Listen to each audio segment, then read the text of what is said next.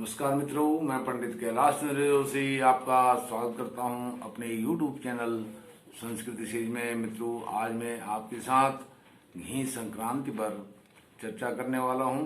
मित्रों, घी संक्रांति भाद्रपद एक गते एक पैठ के दिन मनाई जाती है। जिस दिन सूर्य नारायण भगवान कर्क राशि से सिंह राशि में प्रवेश करते हैं, अर्थात संक्रमण होता है सूर्य नारायण भगवान का। तो इस बार यह जो घी संक्रांति है यह 17 अगस्त को आने वाली है और घी संक्रांति का मैं आपको एक संक्षिप्त जानकारी दूंगा।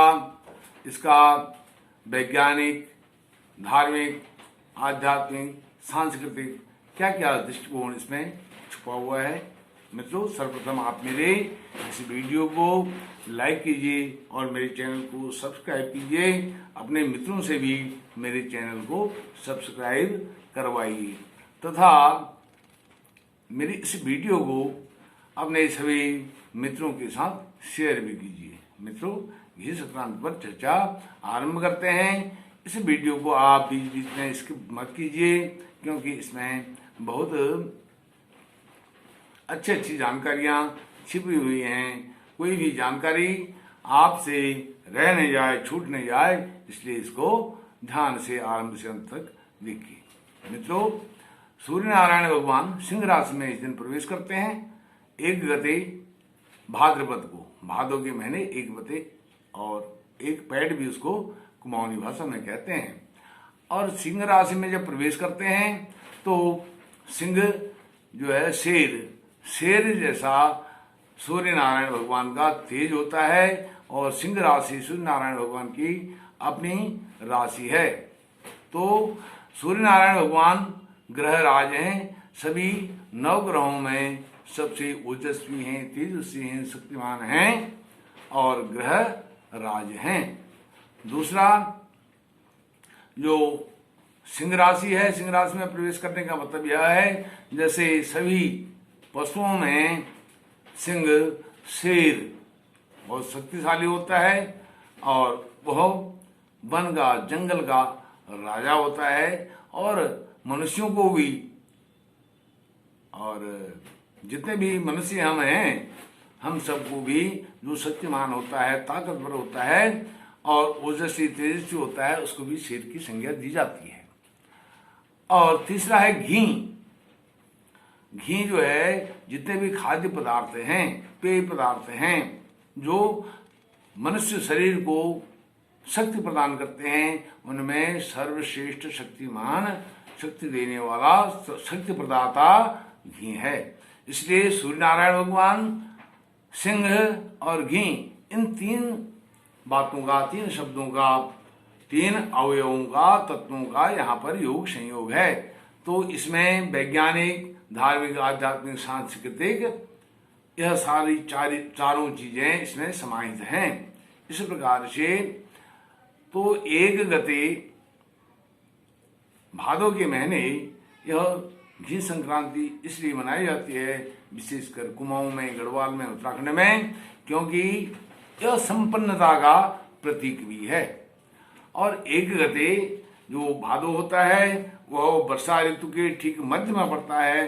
श्रावण एक गते से लेकर के आश्विन एक गते के बीच का 2 महीने का 58-60 दिन का जो समय होता है वर्षा ऋतु का होता है। इसलिए यह मध्य का दिवस होता है। इसमें जितने भी दूध देने वाले पशु हैं वह बहुत अधिक मात्रा में दूध देते हैं और जब दूध देते हैं तो घी, इस दिन घी का ही पकवान बनता है। एक गते भादो के महीने अर्थात आने वाली 17 तारीख को यह घी संक्रांति है। तो जितने भी पकवान हैं घर में, संक्रांति मनाई जाती है, पर्व मनाया जाता है, बड़े हर्ष उल्लास के साथ, उमंग के साथ यह मनाया जाता है। संपूर्ण जो पकवान होता है, खाने की चीजें पकाई जाती हैं, बनाई जाती हैं, वह सब घी में बनाई जाती हैं और पहले से ही यह परंपरा चली आई है, क्योंकि यह संपन्नता का द्योतक है। और उत्तराखंड, विशेषकर कुमाऊं का क्षेत्र जो है यह पहले से ही आत्मनिर्भर रहा है। आत्मनिर्भर रहा है तो किसी पर निर्भरता इसकी नहीं रही है।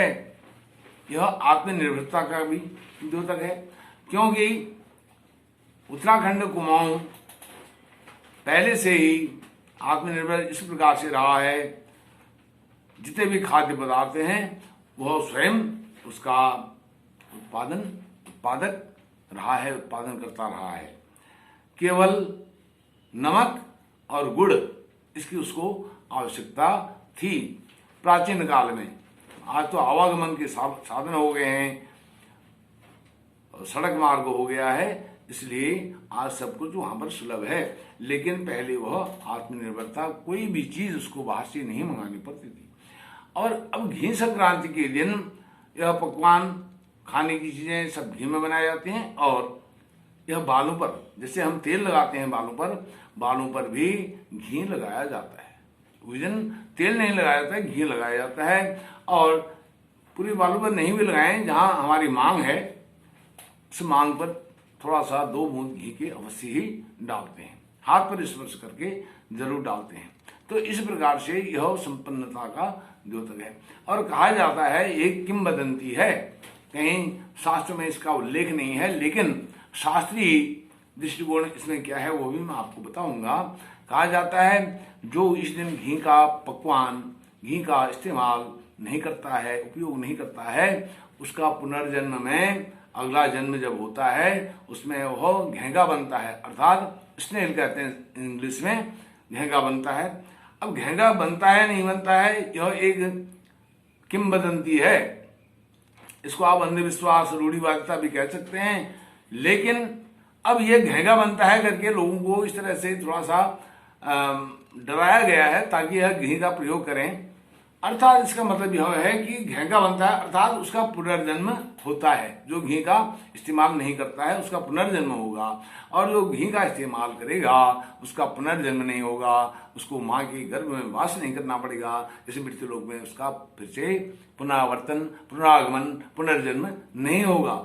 असली दृष्टिकोण यही है कि घी का इस्तेमाल करेंगे एक अति भादों के महीने तो उसका पुनर्जन्म नहीं होगा। मोक्ष पद, विष्णु पद, सत्य लोक, वैकुंठ लोक उस व्यक्ति को प्राप्त होगा। असली लॉजिक यह है। अब जैसे मैंने बताया यह संपन्नता का प्रतीक है। अब दूध, दही, हरित क्रांति तो आत्मनिर्भरता, अनाज का उत्पादन पहले से ही यहाँ पर रहा है, और श्वेत क्रांति भी रही है। आज हम हरित क्रांति, श्वेत क्रांति की बातें आजादी के बाद आने लगी, लेकिन हमने तो यह एक दृष्टिकोण संपूर्ण भारतवर्ष को नहीं विश्व को दिया है। श्वेत क्रांति, श्वेत क्रांति, दूध, दही, घी, यह श्वेत क्रांति हमारे उत्तराखंड की एक देन है, हमारे हिंदुस्तान, हमारे राष्ट्र। तो मित्रों, इस तरह से साधनहीन होकर के भी लोगों ने अपना साध्य बनाया। किस प्रकार से बनाया? उस समय अभावग्रस्त समय में, प्राचीन काल में, जब आवागमन के साधन नहीं थे। एक कोई मेरे जानकार हैं राजपूत, तो हमारे दादाजी बताते थे कि वह घी का कनस्तर सिर में रख करके 15 लीटर 16 लीटर तो एक कनस्तर में आता है। हमारे गांव अल्मोड़ा शालदे से रामनगर गए, पैदल 4 दिन में पहुंचे बेचने के लिए, उसको घी बेचने के लिए, क्योंकि पैसे का, वित्त का, इनकम का कोई साधन नहीं था। तो इसलिए 1 रुपये में वहां उसको बेचना था। रामनगर जाकर के 4 दिन लगे जाने में, 4 दिन लगते हैं आने में, 8 दिन। तो बनिए ने कहा भाई मैं 1 रुपया 100 पैसा नहीं लूंगा, मैं 99 पैसा 98 पैसा ऐसा कुछ हुआ, उनका सौदा नहीं बना। और घी को, उस कनस्तर को, 15-16 लीटर के कनस्तर को फिर सिर में रख करके 4 दिन और लगाए, घर वापस ले आए घी के कनस्तर को। घर आकर के श्री जन्माष्टमी को अपने घर में भंडारा करा, और उसी घी में सब पकवान आदि, पूड़ी, हलवा जो भी बनाना था उसी में बनाया। तो यह संपन्नता का द्योतक है जो घी संक्रांति है। और मित्रों, इस तरह से आप भी घी संक्रांति के दिन अधिक नहीं तो कम मात्रा में घी का इस्तेमाल अवश्य कीजिए। और इस तरह से जो पुनर्जन्म का कॉन्सेप्ट है, क्योंकि हमारे सनातन में पुनर्जन्म का कॉन्सेप्ट है, यह कॉन्सेप्ट यह हमें मुक्ति मोक्ष प्रदान करेगा, ऐसा मेरा विश्वास है। यह शास्त्रीय दृष्टिकोण है। मित्रों, आपने मुझे घी संक्रांति कुमाऊं उत्तराखंड का जो समृद्धि का प्रतीक है उसके विषय में सुना।